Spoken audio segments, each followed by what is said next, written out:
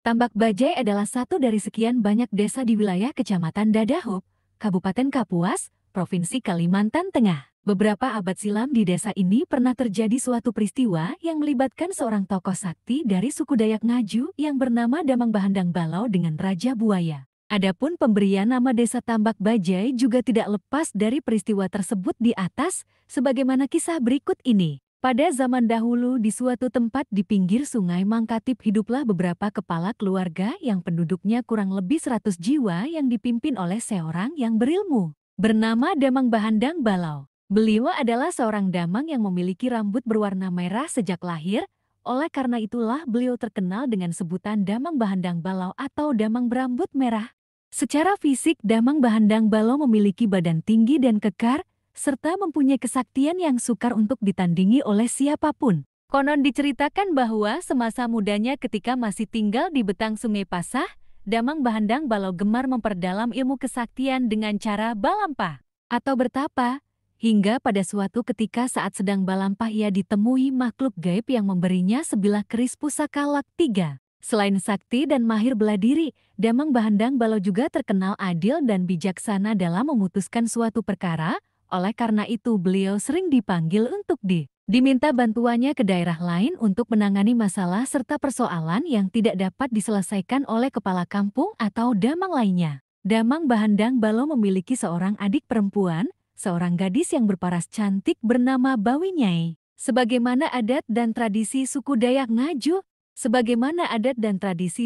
Ngaju, pada masa itu, Bawi Nyai juga menjalani ku atau pingitan sehingga tidak diperkenankan untuk keluar rumah dan harus tinggal di kamar khusus yang disebut kamarku. Hal ini juga berlaku secara umum pada anak gadis dari keluarga terpandang atau bangsawan lainnya di masa itu. Masa ku akan berakhir jika para gadis itu telah menikah. Kabar tentang kecantikan adik Damang Bahandang Balau ini tersebar luas ke seluruh penjuru tanah Dayak kala itu. Banyak pemuda dari berbagai daerah berdatangan untuk meminang Bawi Nyai namun selalu ditolak secara halus dengan alasan belum bersedia menikah.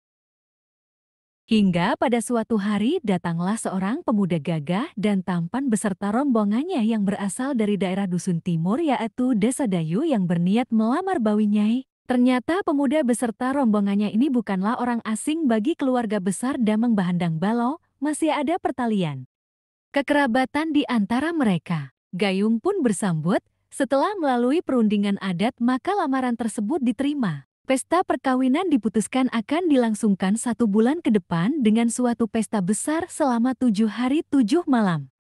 Singkatnya, di desa itu baru saja diadakan pesta pernikahan Nyai Kuwu, adik dari Demang. Nyai Kuwu itu merasa tak bisa tidur setelah melaksanakan pesta pernikahannya selama 7 hari, 7 malam. Sehingga, dia memilih datang ke sungai untuk menghirup udara segar ditemani dayangnya. Malapetaka menimpa, yang mana dia tiba-tiba diterkam buaya dan jatuh ke sungai. Sang dayang pun panik dan meminta bantuan Demang. Demang begitu terkejut dengan kabar itu. Dengan membawa keris, dia segera bercebur ke sungai. Tak disangka-sangka, sungai tersebut bukan sekedar sungai. Sungai berubah selayaknya perkampungan.